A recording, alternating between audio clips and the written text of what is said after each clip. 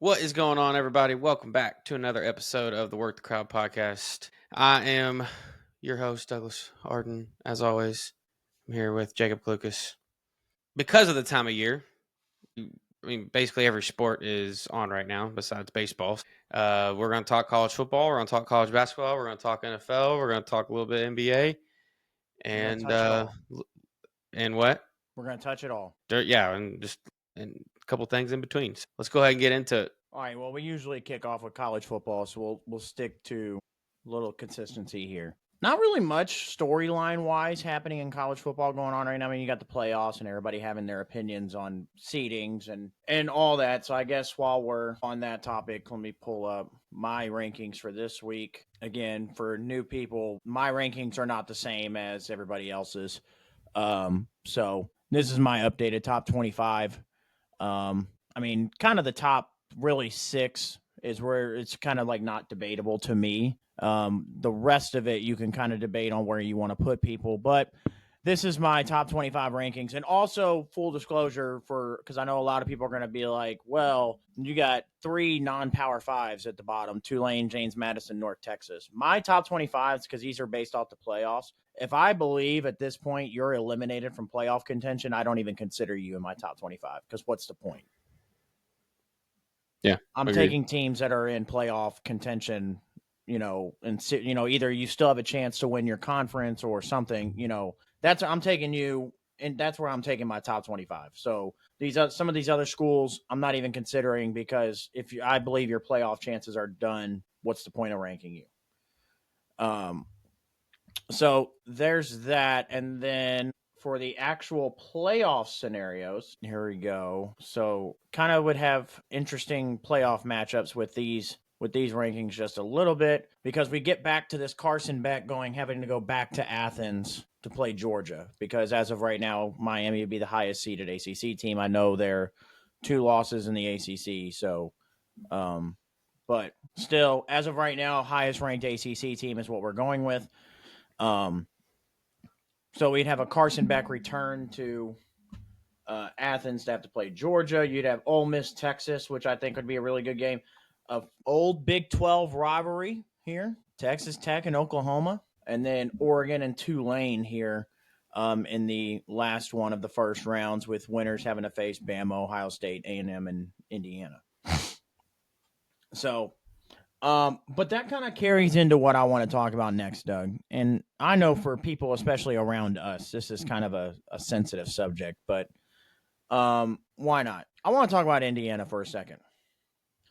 Because I truly, even as with a favorite team that plays in the same conference as Indiana, want to root for Indiana because of the fact that they haven't been good. And now that they are, it's entertaining to have people that haven't been good and are good now all of a sudden. But let me tell you, these fans are something else. All right. I mean, the way you would talk to an IU fan nowadays, you would think Indiana's just been good forever. Like, I mean, they act like they've just been on top of the world, like they've just been Alabama forever. And let me tell you, some do like Kurt Signetti, but there are some things that he does where I'm kind of questioning, where I'm like, that's going to come back to bite you in the ass. Kind of like all his comments leading into the Ohio State game last year, which it did come back to bite him. But I did like his quote this week of where they were like, this team or Indiana's never won at Penn State. And he said, this team hasn't played at Penn State.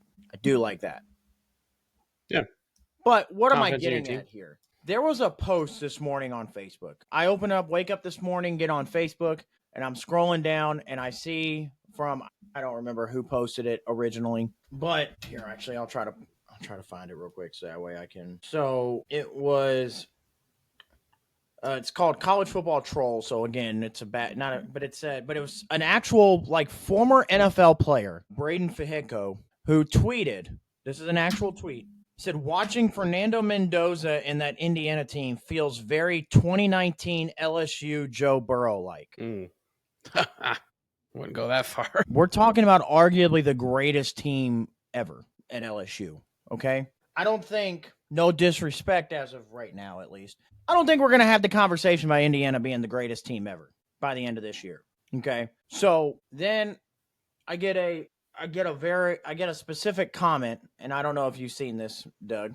And I'm going to give a shout out to your uncle here because he's the one that commented on it, of course, being the IU fan. Mm-hmm. He said, and I'm just using him as an example. I've seen it from multiple people, so I'm not just throwing shade at him, obviously. But, he said, Cooper and Elijah Surratt aren't Justin Jefferson and Jamar Chase, but he was like, maybe Mendoza is just as good as Joe Burrow. And I don't know if people just forget about Joe Burrow or what he did as the single greatest maybe college season we've ever seen. But since Fernando Mendoza's played 2 games this year, sorry, wrong one.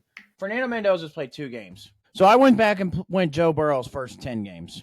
Are we seeing the lopsidedness here? I mean, he's got 1,300 more passing yards. He's got 12 more touchdowns. Yeah, 1 more interception. Rushing numbers basically the same, but for over 1,400 more total yards and over 10 more touchdowns. Fernando Mendoza, while being very good, is not Joe Burrow. So there's that. But I did tell you this weekend, as we were watching the end of that Indiana Penn State game, that this last drive for them on the road at Penn, like regardless of how good you think Penn State is this year, which obviously they're not that good, but on the road, it's still in a hostile environment, down 3.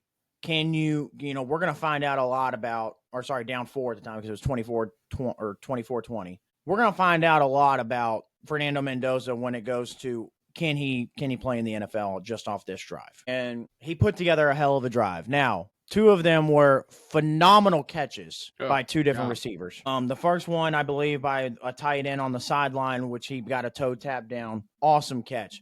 Was then wrapped up with, I think, 2 or 3 plays later with an awesome catch by Omar Cooper in the back of the end zone, which I'm still almost convinced that Fernando Mendoza was trying to just throw that away, and Cooper went up and made a play. Yeah, it was one of the more insane catches I've ever seen. I'll be completely honest. Yeah, and I would agree. Especially, the magnitude of the game, when it happened, being the game-winning touchdown, essentially. Just the pure body control to be able to catch that, which was high to begin with, and have the awareness to find where your feet are and make sure you get a toe down. And also, shout out to that referee. Yes, that dude was there. Shout out to that referee for moving and making sure he could see clear as day the feet. Yeah. Because any other official would have just sat there, not moved, and just would have been like, oh, nope, he was out of bounds, incomplete. That referee went out of his way to absolutely make sure he made the absolute right call. And shout out to him. And Indiana, albeit a nail-biter against Penn State, did pull out the win. And that's all you can ask for in college football. Listen, I get it. The game against Penn State, not a good team. You would expect to kind of beat handedly a little, but a win is a win, especially going into the mix of these, college football playoff scenarios and everything. You just survive in advance, move on. So, but Indiana, Ohio State, I think Texas A&M is kind of making things a little interesting for those top 3 seeds though. Because as old Texas A&M, we would kind of expect them to be at some point to fall off a little bit, expect to have that one game, but they don't seem to have that just yet, I'll say, because they're playing very well. And I think this weekend was probably their best chance, maybe the rest of the year, besides this Texas game, for them to be upset. And they went in and stomped Missouri. So Texas A&M, I don't know. It's a tough read for me. I'm not sure. We're really not talking about them as one of the best teams in the country. It's all the whole conversation's been Indiana, Ohio State. I'm not sure how to feel about Texas A&M because again, they went in and won 38-17 against a good Missouri team. They did beat Notre Dame earlier this year, who I think is a really good football team, and they beat them at Notre Dame. At Notre Dame, yeah. And they've got South Carolina next week. Then they've got Samford, who whatever, and then Texas, and then they end the year at Texas. Now, that could be an issue for them. Maybe. Potentially.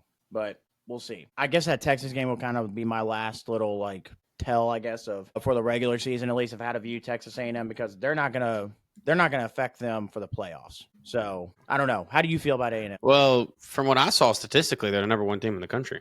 Statistically. They are, by metrics. But, again, to be the best, you got to beat the best. I'm curious to see what the committee does tomorrow. It's very possible that if they're going by metrics and everything else. Missouri got stomped by Texas A&M, and Indiana struggled. I could very well see A&M jumping them to 2. Yeah, I'm not really sure. Again, I'm almost, because I mean, again, they do have the win against Notre Dame. They have the win against Texas. I mean, really, they have the win against Texas, or sorry, the win against Notre Dame and the win against Missouri. They very well could punch them over Indiana. So that's where I'm kind of like, I'm not really sure. I don't know why my camera's messing up here. I'm not really sure of how to view this team, because I don't know if I truly believe that they deserve. I mean, probably resume wise, they deserve to be number 2. But I don't know. They're kind of like in that weird spot. So, but outside of that, Doug, do you have any frustrations you want to get out about this weekend? No, Louisville can't close games. We're done. That's it. That's all I have to say. I don't. I want Kentucky to lose games, and they just find a way to win them. Yeah, So, but yeah, you're trying to get a new coach. We were trying to go for a playoff berth. It was astounding to me that you let one guy catch 15 passes when you know the rest of the team is really not that good. Their quarterback obviously is good, but he threw to one guy for the most part. They actually ran the ball pretty well too. So to me, the defensive plan was just not there. And typically, Louisville's a second half team. They will make adjustments at halftime and come out and play pretty well. But they had no answer for 21. Nothing they did was. When it's almost like they made no adjustments at all. Yeah, everything Cal did in the first half, they did in the second half. Yeah.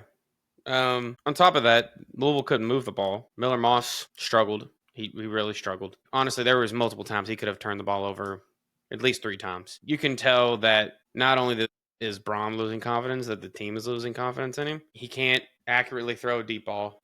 He's good in the medium to short passes when he's able to get it out quick. But as soon as a team applies pressure, he's done. He's absolutely done.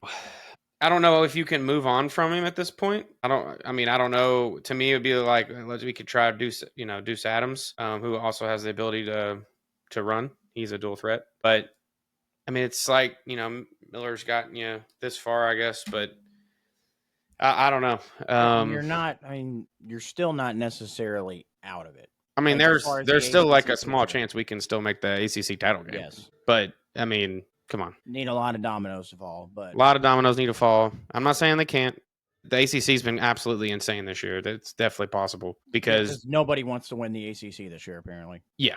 No one does. Is there a scenario where they don't even get a team in? No, they have to just because of the auto bid. Is that the last year for that? No, auto bids are still a thing.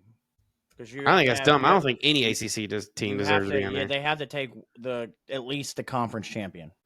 But that's what Brandon Walker on Barstool was talking about. He said this might be the year that the ACC pushes the NCAA to get rid of auto bids. Because there's a scenario where an 8-4 Duke team, if they won the ACC, is going to be in the playoffs. Yeah. And we're talking about Duke got destroyed by Illinois in their non-conference. They lost to Tulane. They just lost to UConn this past weekend. They have 3 non-conference losses in total. They have 4 losses total already. If they win but only 1 in the ACC, so obviously they're still in play. Technically, Virginia has 2 ACC losses. Just one of them didn't count as an ACC game. Yeah, they did. NC State. And I said that when I made that video last year. I made a video about it was Arizona and Kansas State or something like that, about how they were doing that, how they had a non-conference conference game. How does that make sense? Because now if we come down to all these tiebreakers, and I'm going, at the end of the day, you still lost to an ACC team. So why is my team being punished to not make the conference championship because this wasn't scheduled as a conference game? Yeah. I don't know. It's dumb. It's a dumb rule. This whole, and it's only became a thing here recently. The whole non-conference conference game is stupid. It needs to go away. You're telling me there's not one other team in the country that's not in your conference that you can't schedule? They should have used it as a conference game. Or, just make it a conference game. Yeah. But there is a real chance, Georgia Tech plays Pittsburgh.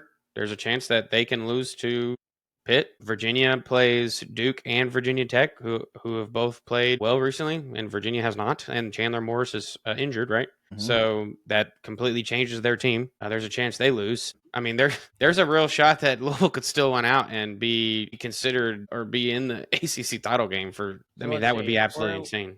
If we're looking at ACC schedule, so next week you've got obviously we got Clemson Louisville at Louisville on Friday. Notre Dame plays Pitt. That's a non-conference game, but they're at Pitt. That's where college. I'll tell you what, Pitt goes in there and knocks off Notre Dame, and they get into an ACC title game. I mean, you're talking Pittsburgh might be top 10.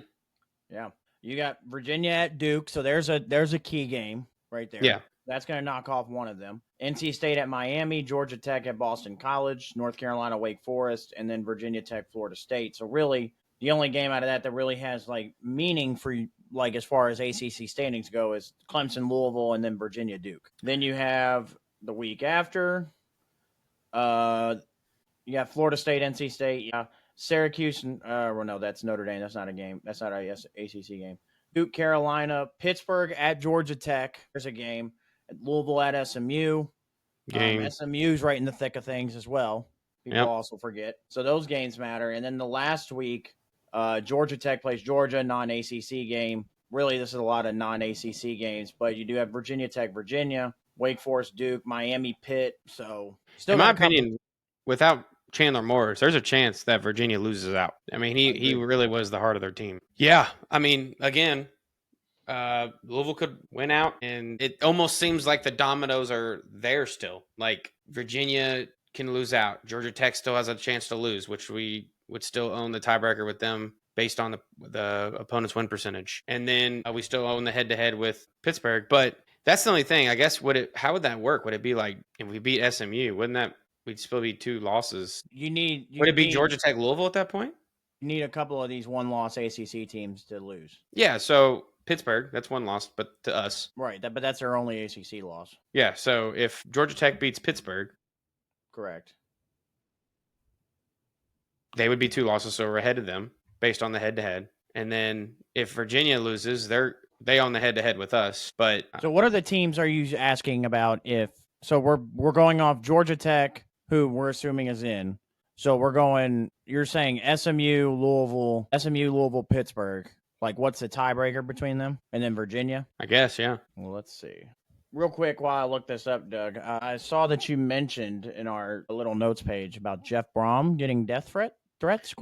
Yeah, that came out today, which is today, Monday, November 10th. Brian Mandel of Texas is charged with 6 counts of terroristic threatening, 1 count of attempted extortion to Jeff Brom and family, Brian Brom and Miller Moss. And this happened November 8th and 9th after the Cal game. Basically, they got death threats, and he's being charged with all that. So, I get how emotional Louisville fans can be because you get so close and then, no cigar. But at the end of the day, we have to remember this is just a game, and the Brom family, Brian, Jeff, and his family, and Miller Moss are all people. So let's not take it that far. No one should ever take it that far. I don't get where people think that's okay. Yeah, but yeah, I mean, it's kind of crazy that death threats and threats in general should never be part of your thing, or should never be. Especially players, these are still kids, man. I mean, early 20s. Yeah, I mean, that's horrible. Yeah, and obviously some of these kids aren't. This is all they're doing. Not all of them are going to go on to play professional football. So according to this, I ran it through kind of like a simulation with AI, just putting in all the information. If all those teams finish with 2 losses with the ACC tiebreaker rules, all this, it says based off this, SMU would get the nod to the championship game. Even if we beat them, though? Yeah, I mean, because you're talking, you beat them, but Virginia beat you, and you've got a whole different, if all of the teams are tied with 2 losses. I think if it's all tied with 2 losses, it goes to opponent win percentage after head-to-head. Yeah, I don't know. I'm just going off of what the tiebreaker simulation here gave me. Yeah. We would need Virginia. I think Virginia, we would need to lose out. Yeah, because I put in here for SMU, Louisville, and Pittsburgh, if they all finish with 2 losses based off ACC tiebreaker standards, tiebreaker rules, who would get the nod to the championship game? It says SMU would win the tie. I can probably find some more info on that. But yeah, it's kind of going to be, I think it's going to be a little wild how this finishes. there's a real chance that it's a shakeup the next couple weeks. So yeah, we'll see. But yeah, I mean, college football is hot and heavy. I mean, we're in We're just getting playoff. started. Yeah, we're right in playoff parties. And I'm just Julian saying. Yes, sir. Yeah. No, I mean, yeah, he should be the front runner between him and Mendoza at this point, I would say. But yes. So now moving on to the professional side of football. We are recording this on Monday, not Sunday this week. We had a lot of things come up yesterday. A lot of the NFL has already happened, but throughout the course of the week, you had the NFL trade deadline. And not a lot of moves as usual. Usually there is maybe not a bunch of major moves, but there is usually a lot of moves. This year, not really a whole lot of movement at the deadline. But there were 13 of them. I'll quickly run through them real quick for you all. So here we go. So first one, you got the Cowboys. They got Logan Wilson from the Bengals for a 7th round pick. Logan Wilson's a pretty good running back, pretty good linebacker. So he should be able to come in and help Dallas out right away, I think. The next one, Eagles got Jair Alexander from the Baltimore Ravens. We kind of talked about this ourselves. Jair hasn't really, played a whole lot even for Baltimore. He just consistently goes through injuries. So at this point, Jair is just a rotational piece corner for Philadelphia. As a just in case. Philadelphia got Jair and a 7th round pick for a 6th round pick. So next, you got the Ravens. They acquired Draymond Jones from the Titans for a 5th round pick. So Ravens get to add to their defensive line. 49ers acquire Keon White from the Patriots for a 6th round pick. The 49ers are just been blasted with injuries all year, especially on the defensive line. So they're just adding defensive line help right there. This one kind of shocked me a little bit here. Jacoby Myers going from the Raiders to the Jaguars. This one kind of shocked me because I didn't really see a need for a wide receiver for Jacksonville. I think they have a lot more issues outside of a wide receiver. You already have Brian Thomas Jr., who you're struggling to get the football to begin with. You also have Travis Hunter, who you're still using as a wide receiver. Parker Washington's been pretty good. I don't see how adding a receiver really helps his team going forward the rest of the year. This one was a pretty good under-the-radar move for me. The Rams acquired Roger McCreary from the Titans. Rams desperately have kind of needed a corner. I think Roger McCreary is really a kind of an underrated corner. So he'll help out a Rams team probably make a Super Bowl run this year. Next, Seahawks get Rashid Shaheed. We were just talking about yesterday that the Seahawks are really good. So now they get another offensive weapon to put next to Jackson Smith and Jigba and Cooper Kupp. Now Sam Darnold can really just kind of air raid and throw this ball over the field. Chargers got Trevor Penning. With Joe Alt going on or being injured now with an ankle sprain, you already lost Rashawn Slater at the beginning of the year. You got to get some offensive line help for Herbert. This was another big one. Jalen Phillips from the Dolphins going to the Eagles. That was kind of a big deal. I don't think people realize how good Jalen Phillips actually really is. Steelers got Kyle Duggar, whatever. Steelers have just been outside of the Colts game, which ironically has been the only game this Steelers defense has played good. They're just trying to add pieces to help them out, and it just hasn't worked, again, outside of the Indy game. I don't know why our game had to be the one game they decided to show up. But next, Bengals. Yeah, we already knew about Joe Flacco. That was earlier. Now, these last two were the two big ones of the deadline. Cowboys got Quinnen Williams from the Jets. 2nd round pick went to the Jets. They got the better of the Cowboys 2027 first round picks and Mozzie Smith. Cowboys get Quinnen Williams. Now, this is just going to help. They pair Quinnen Williams with Kenny Clark. But unfortunately for Dallas, you can add these interior linemen and everything. They still don't have a pass rush. And Quinnen Williams and Kenny Clark, albeit very good, they're not your Aaron Donalds of the world that are going to create that much pressure from the inside. So don't know how much this really fixed their defense. And then the best trade of the deadline. Colts traded 2 first-round picks and Adonai Mitchell for Sauce Gardner. Now, when we were speculating what the Colts were going to do, Sauce Gardner was a name I threw out there, but it was more of like when I threw it out there originally, I said this is like a home run if you can somehow make it work. Obviously, you make it work. But they managed to make it work, obviously. I mean, Sauce Gardner to the Colts. Now, granted, didn't have the greatest opening game yesterday, but is first game with the Colts on just a few short days learning the defense, so it'll take time. Yeah, I mean, at first glance, it looks like it's steep. And I don't think the Jets could even turn it down because it was 2 first-round picks. And with them being in the rebuild phase, it was probably a no-brainer. But if you look at how Chris Ballard has drafted in the first round, in the past years, it's not really been that well. It would have to have been a really high pick for it to be pretty good. But where he's made noise has been in the second and third rounds, picking, finding diamonds in the rough. So really, these are just makeshift fantasy picks that we don't know who is what or who it's going to be. And the fact that we know for sure we can get I know he's had a rough season, but Sauce Gardner is an elite corner, and you add him to that secondary when they're healthy. That's the best secondary in football, and as we call it, this is a no-fly zone. So, and that with that, the other piece of that was when the trade deadline was going on, we were like, they need to go get a pass rusher or a corner. With them adding Sauce Gardner, and when the secondary is healthy, that will give pass rushers more time to get to the quarterback. We have good pass rushers. Now, Grover Stewart, I think, actually got hurt during the last game against the Falcons, and DeForest Buckner has been out, and I think he's out a few games. So still, though, with the corners being healthy, I think really no matter who's back there or on the line, it's going to give them way more time to get to any quarterback. I think by default, you help out your defensive line with adding a lockdown corner, someone who can guard your number one receiver like that. So I think it's a great move.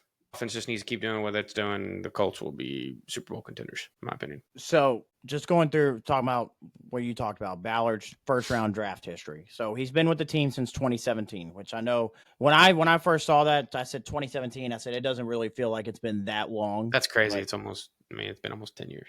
But this is his first round draft pick history since he's been the GM. So his first draft pick was Malik Hooker. Was a pretty okay player, but didn't stay not long up to the first round 15th pick. Right. Then he drafted Big Q. Obviously, great draft pick. Then we didn't have a first round pick in 2019. But what pick was that? Pick 6. Yeah, I mean, okay, yeah. We didn't have a first round pick in 2019. Didn't have one in 2020. 2021, we drafted Kwity Paye, who's still on the team, and he's been okay. He's not been great, and he hasn't been bad either. When he's been healthy. Didn't have a first round pick in 2022. 2023, obviously, we drafted Anthony Richardson. I mean, he gets hurt stretching with an exercise band. So yeah. And then 2024, we drafted Leatu Latu, which verdict is still out on him. He's only in year 2. We don't know just yet. But also a very high pick. Yes. Pick 15. And then this past year, we drafted Tyler Warren in the first round.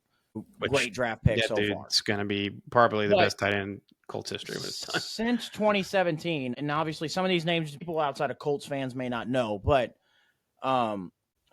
these are just past the first round, the draft picks that he's made that have been like household names.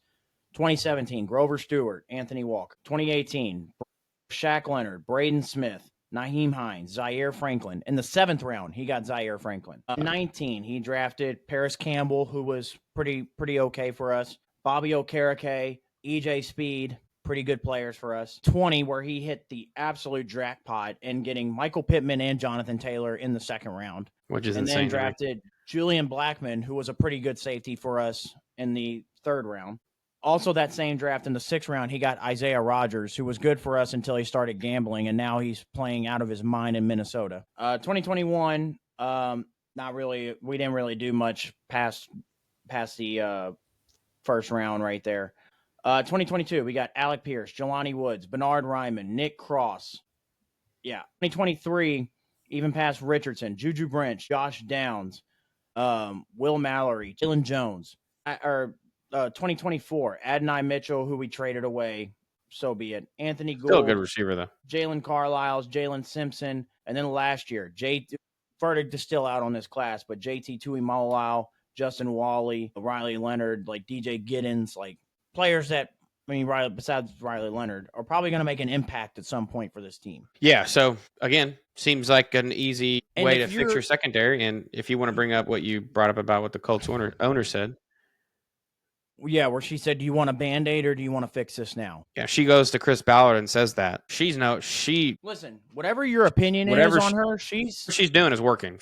She's all in on this football team. Yeah, she is. And she's younger than most of these other owners. She's got it seems like a lot of motivation for this team for the organization to work. And her dad's legacy. Because of her doing what she does, like being on the field, listening to everything, she's open to listening. Most owners aren't open to listening at all. They're going to be, this is how we do it, that there's no ifs, ands, or buts about it. It seems like she's open to listening to ideas that everybody's got, what makes this team better. And also, going back to trading away the two first-round picks, yes, I agree. At first glance, very steep. But this is the way I look at it. You don't make this move if you don't trust your team. So obviously, I would say for at least this year, that first-round pick is going to be somewhere 25 to 32 in that range. Now, I can't predict the future, but I would go on a limb to say Sauce Gardner is going to be better than anybody you get in that 25 to 32 range for at least this year. So the first-round pick is justifiable, I would say. Where it's going to come down to is what happens next year. That's where we're going to look back at this trade and go, was it a good trade? Was it not? Because this could all turn to shit if for whatever reason Daniel Jones asked for an insane contract and they decide they don't want to pay him. Now, I feel like by making this deal, I feel like somewhere under the table, they've already got an agreement, I would say, somewhere. Maybe. Or at least some kind of commitment, something, because I don't think you make this deal not knowing you're not going to re-sign Daniel Jones. Yeah. So. And also, you're going to have to pay Jonathan Taylor coming up soon. Which, by the way, should be the MVP. Should be. I mean, that MVP. Game against the Falcons was insane. Listen, I've been hearing for weeks that Bijan Robinson was better than Jonathan Taylor and all these running backs who everybody wants to just keep on shitting. We had this whole debate, shitting on the Colts and everything. And I've been hearing for a while, these running backs are better, and Bijan's one of the running backs they always name. Well, I'm sorry. I saw the two running backs play on the same field, and one of them was clearly better than the other.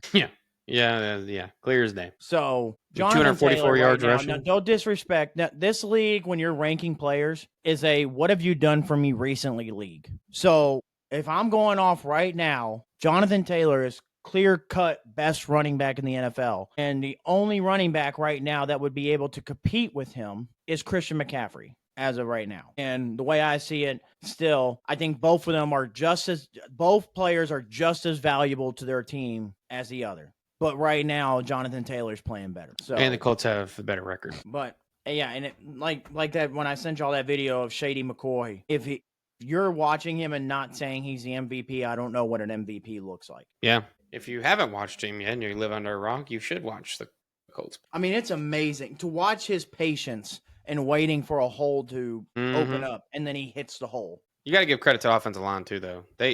Our run block is fantastic. Pass blocking has been a little rough recently, but run blocking has been phenomenal. They started to figure it back out in the second half against Atlanta. But they got a lot to work on during this bye week. Football, especially more than I think any other sport, is a game of adjustments. A lot of it's a mental game too. So I believe in Shane Steichen and this coaching staff enough for them to make adjustments in the second half. So just take it 1 week at a time and just keep doing what you're doing. We got a big game, not next week, but the week after, at Kansas City. We're gonna find out a lot. Are we ready to make that? Are we ready to make that leap? And we should have the entire secondary back. Travarius Ward should be back for that game. Now, we'd still be without DeForest Buckner. Hopefully, we'll get at least Grover back for that game. But the secondary will be intact. Travarius Ward, Sauce Gardner, Kenny Moore, Nick Cross, Cam Bynum, they'll all be intact. So we're going to find out a lot about our team in that game. No fly zone, baby. All right. So, again, not really going on in the NFL world outside of that. So, let's talk about the NBA a little bit. Now, I've got a hot take for you, Doug, and I know this is going to be a hot take, so I can't wait to see your reaction after I say it.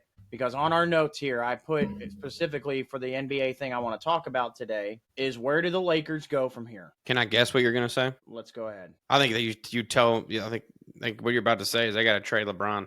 I think that's clear cut. Like, they got to. I think they have to. And Yeah. listen, I'm a LeBron guy through and through. And for me to sit here and go, they got to trade LeBron would be an asinine thing for me to say. Luka's But playing out of his mind right now. you've got Luka playing out of his mind right now. Austin Reeves. Austin Reeves is playing out of his mind.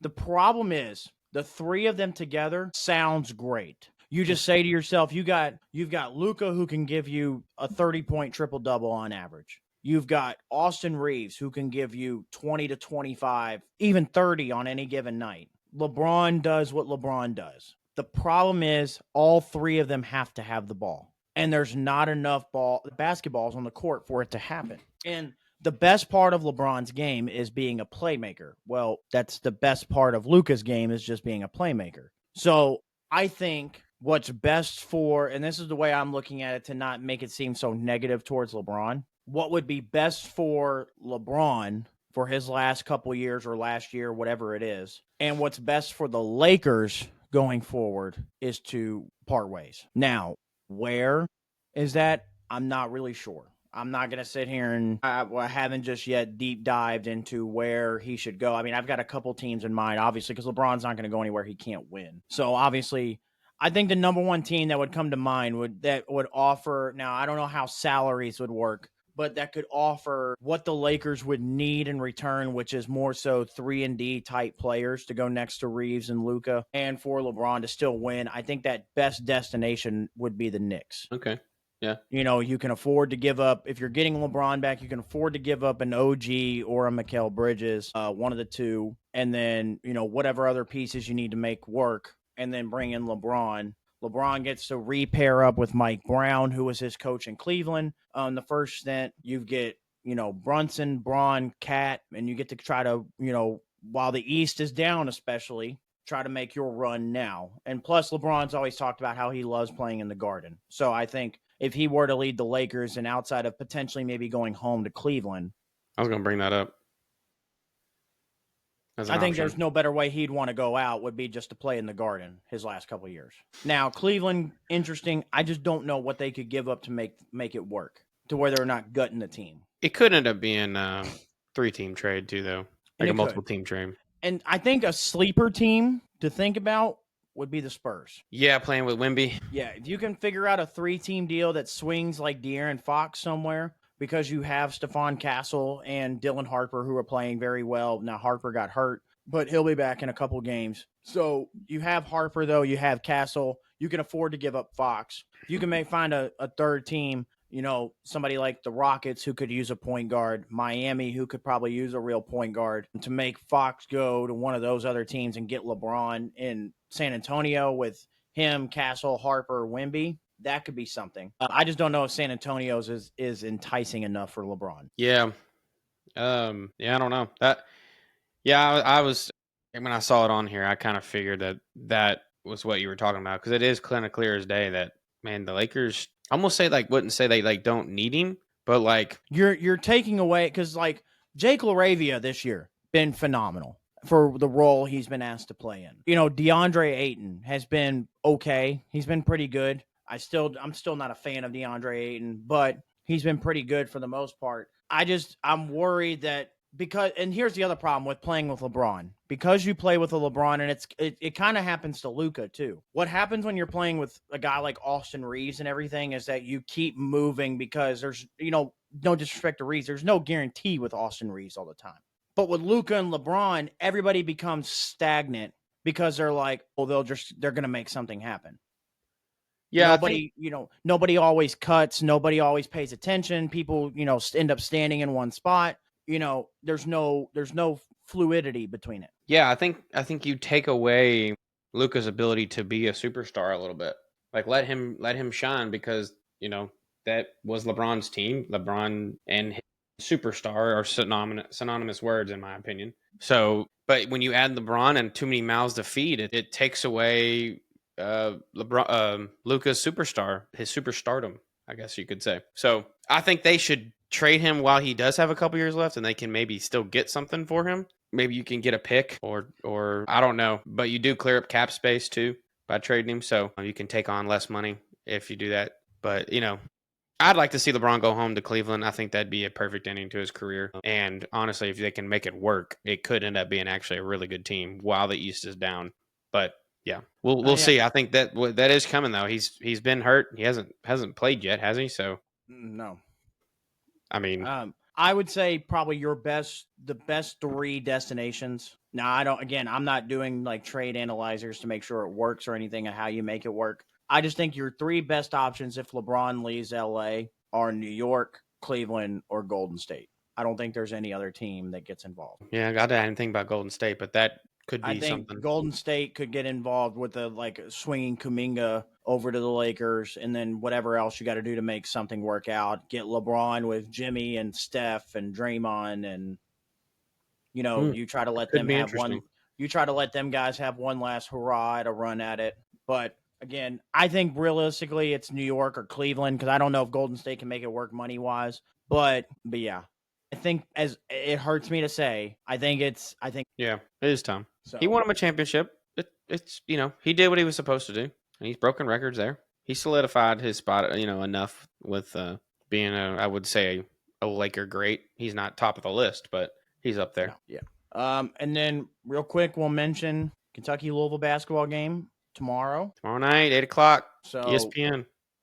weird timing. We're not used to this, but No, it is happening. it is. So first, probably outside of Kansas, North Carolina on Friday, and then Alabama St. John's Saturday, probably the biggest game so far this year. Yeah, and it's going to be a fantastic game. Right now, like last time I looked at the spread, it started off at 3.5 Louisville. Now it's 2.5 Louisville. So it's pretty much a pick 'em, honestly. So I think you're going to see fantastic basketball on both sides. It's going to be a fantastic game. Let's see, Vegas Insider. So depending on where you look, it's pretty much anywhere in between Louisville favor 2.5 up to at the most is 3.5.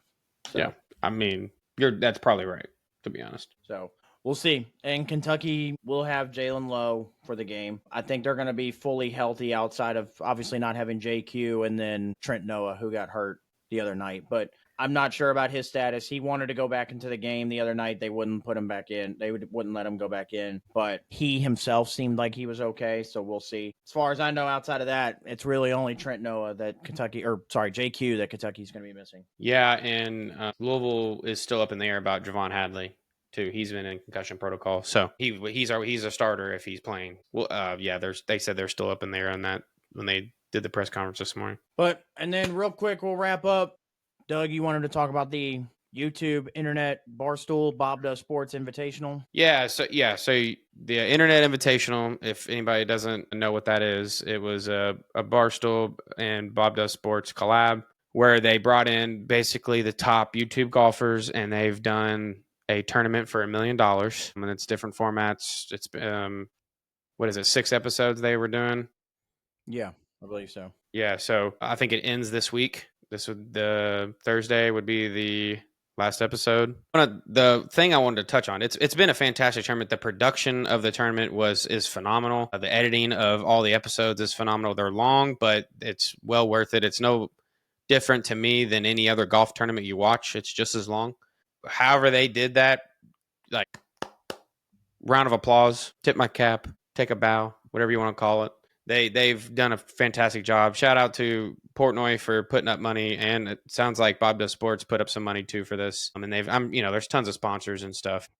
Well, and it's been awesome. And again, going back to like the production side of it, like you said, to be able to have all this film, which God only knows how many hours of film they actually had from this, to be able to go through the entire thing and be able to nitpick certain clips and stories and cues and all this and that and be able to put it all together. Bravo. Yeah.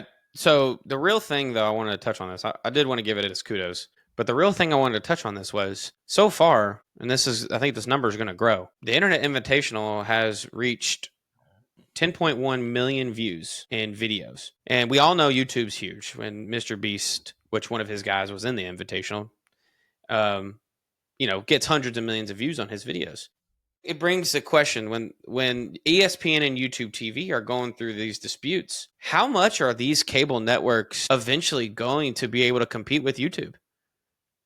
They can't. It's going to be impossible. And I think legacy TV for sports, we might see changing a lot in the next 5 years, I think. So, and YouTube's going to be a big player in that. The fact that their platform gets that many views, that's all TV wants is views. That's all sporting events wants are views. If you can sign a contract with YouTube and they give you a certain amount of money and it makes sense, you could see golf tournaments in the PGA maybe soon being on YouTube, being able to stream. So that was the point I wanted to touch on. That it's time to have a real conversation about legacy media and where we're at as in the media space. So, I mean, you're talking, even TikTok, it probably gets more views on videos than legacy media does. And this made it exciting. Like there's less with YouTube than there is with legacy media. By the way, with the new episode that just went out today, it is up to 16.4 million in total views. So, and again, it's just going to keep growing. Like next week, you'll probably be up over 20.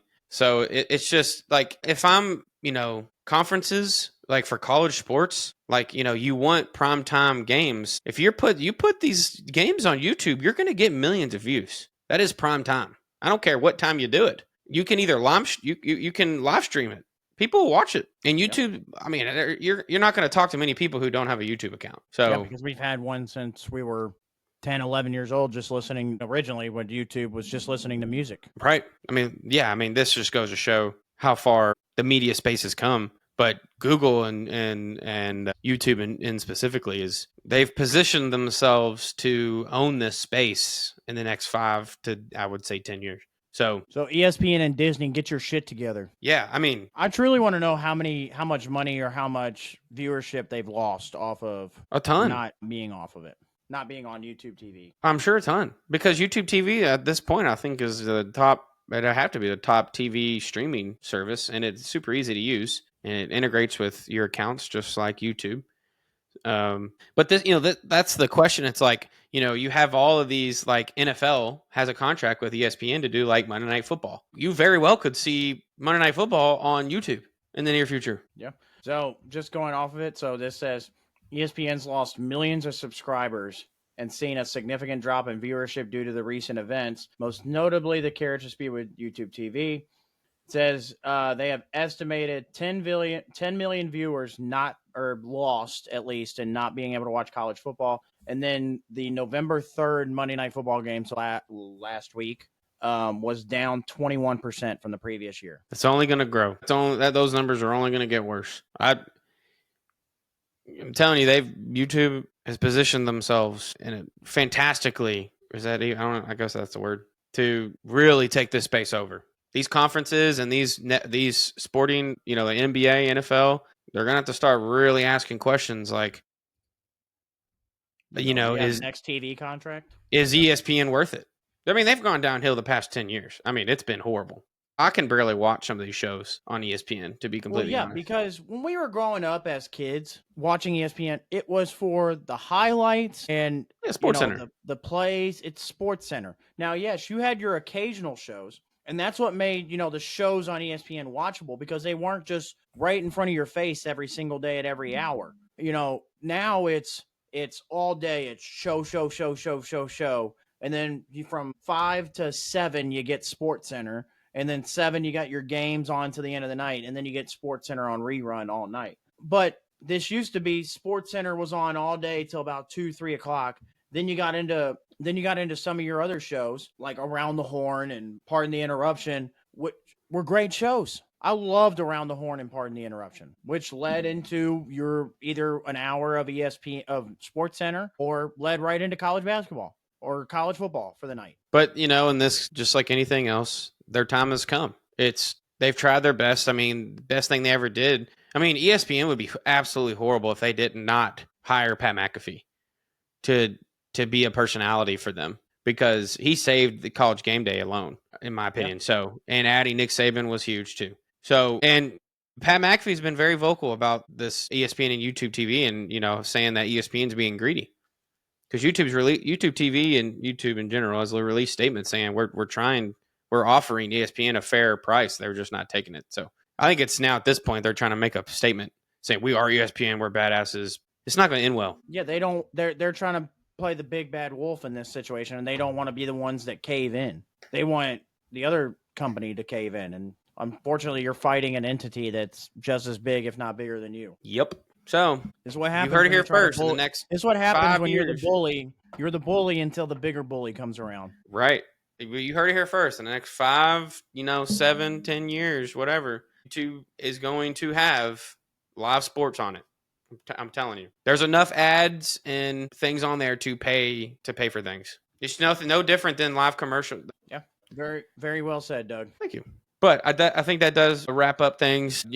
This did happen right before Brian Daboll's out as the Giants head coach, which probably knew that was coming. Well, this week it wasn't a college coach got fired after our show, but a football coach did get fired. Yes. So apparently our show is notorious for coaches getting fired. We never know. Someone might get fired after this. We're not sure. But hashtag John Gruden to the Giants. Ooh, there we go. I love it.